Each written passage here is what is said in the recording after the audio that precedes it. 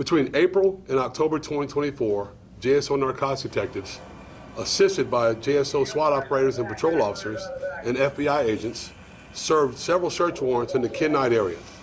The results of these seizures are staggering and include 79 grams of fentanyl, 489 grams of powder cocaine, 68 grams of crack cocaine, 300 grams of methamphetamine, 1,849 grams of MDMA, 352 grams of ecstasy, 32 pounds of marijuana, 5 pounds of marijuana wax, 7 pounds of psychedelic mushrooms, 68 grams of oxycodone, approximately $15,000 in cash, $35,000 worth of jewelry, 2 vehicles that were being used for the distribution of narcotics, and 16 firearms. 11 of the 16 seized firearms were suitable for forensic analysis by JSO firearms experts.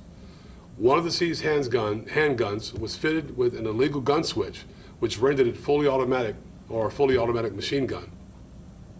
2 of the tested guns were confirmed as crime guns from past incidents. One confirmed crime gun is a 9mm handgun that was used in an August 2022 shooting.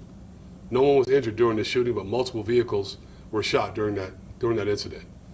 The other confirmed crime gun is a .40 caliber Glock model handgun that was used in an August 2019 shooting on Kidnight Drive, in which a person was non-fatally shot.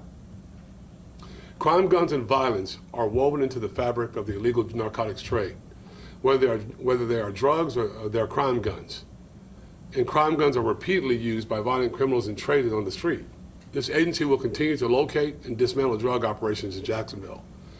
We do this not only to remove the poison that fuels overdose deaths and addiction, but also to remove the accelerant which ignites violence in our community. I want to commend the detectives, the patrol officers, and forensic examiners involved in this operation. Because of Operation Nightfall, 16 guns and large quantities of illegal narcotics have been removed from the Kidnight neighborhood. Those are 16 guns that cannot be used to kill or injure Jacksonville citizens in the future. Likewise, those are pounds of drugs that cannot cause addictions, overdoses, and deaths in our community. We will never be able to quantify the lives that were saved by getting these guns and narcotics off of our streets. But if just one precious life is saved, the dedicated, patient work of JSO investigators was worthwhile. While I'm very heartened by the results of this operation, I am even more proud of its genesis.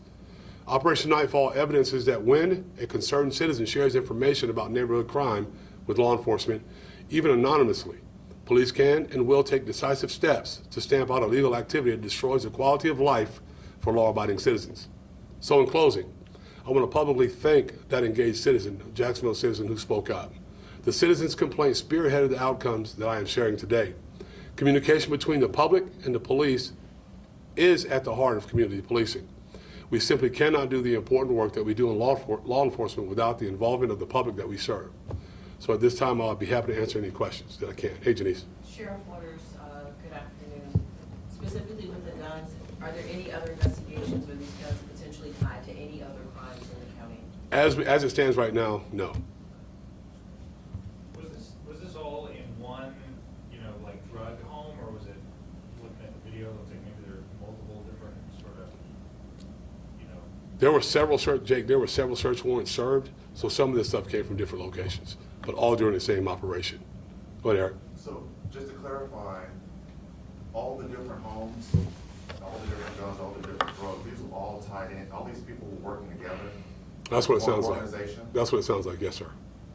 how, I know it's probably hard to quantify this, but I mean, how big of a hit to the illicit drug market in Jacksonville, does this represent? It's hard to tell, but it does represent a significant amount. And if we can continue to knock these off, in which we are, there's going to be more coming. If we can continue to do this, we're going to make a significant dent in this problem in our communities. Yes, sir. Kidnight Drive sits in one of the poorest zip codes in all of Florida. And I know when I have spoken, to some of the older population over there that are concerned about the gun violence and the drugs that are associated with the gun violence, the one question that keeps popping up is, that being such a poor or underserved community, how are these people getting this spot? Like, how are they able to afford this kind of firepower, these kind of guns, to go along with what they're doing? It's largely from illegal drug proceeds.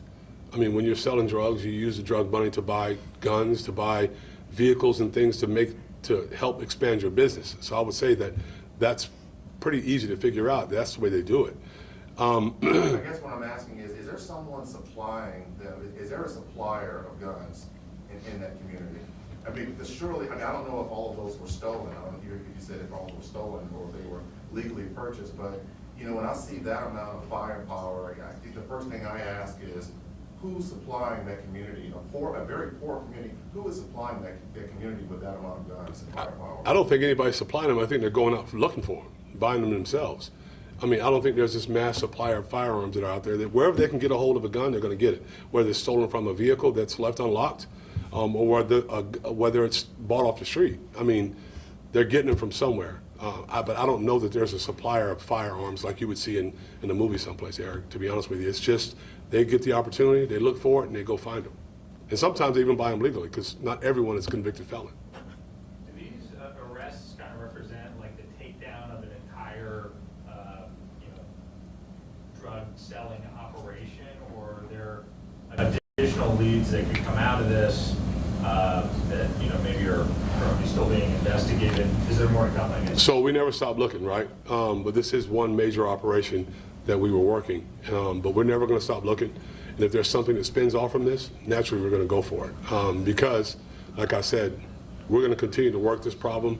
This problem is it's a root cause of some of the violence in our city, so we're going to continue to focus heavily on that. Go ahead, Eric. TK, it takes a lot of courage for someone to come right out and say, this is happening in my community, knowing what the risks are. And I'm just wondering, do you think that one person, or I'm assuming it's one person, how all this started, do you think that this will encourage others in other communities to take the initiative to come forward? I would hope so. There's been a couple of these instances where we've had someone from our community, whether it be from a sheriff's walk or just calling us up about an issue. They come forward, and it does take courage, and they come forward and tell us about these issues. And I think what's most valuable about when someone comes to us with an issue is the fact that we bring a solution to that issue, that problem. We attack the problem right away. It may take a little bit because sometimes these take, like an operation like this, it takes a long time. But what we want them to see is that we are very, very cognizant of what they're telling us. We're focused on attacking the issue and bringing a conclusion to the problem. I think you said this operation was 18 months. How many officers, undercover or otherwise, were involved in this whole work? See those guys over there? A lot of those guys were involved, and there's a lot more involved. These are not easy things to do. This takes a long time, and it takes a lot of dedication, but we're dedicated. This is our city. We love this city. We're not going to let criminals take over our city, no matter what part of the city it's in. We're going to make sure we hold people accountable.